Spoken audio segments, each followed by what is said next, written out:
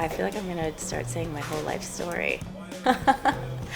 So I came to London a few years ago. I did my master's here at Goldsmiths, my MFA, and since graduating, I've stayed in London and sort of set up my practice here, which is sort of comprised of melange of different kinds of approaches, sort of quasi-painting, sculpture, and installation.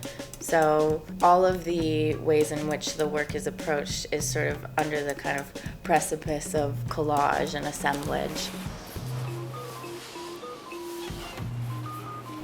Because I started just using sort of Pepto-Bismol and red wine as the sort of Dionysian kind of like references.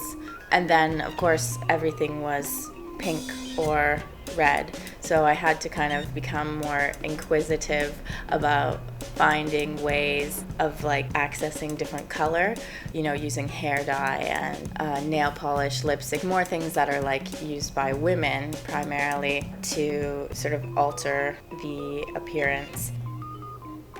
I'm like a studio-based artist. Like I have to have a studio because, everything looks very neat right now, but I need to be in a place where I can make like a big mess. When I'm drying my fabrics, they're like dripping dye everywhere, puddles of dye everywhere, and there's like not so many spaces where you can like create like a lake on the bottom of the floor. And every space I've ever had, the floors turn like pink or purple because of all the dye that kind of gets all over it. So somehow, like, every time I leave a space or change studios, it's like it sort of becomes like the last space because everything becomes transformed by the materials that are kind of staining the space as well.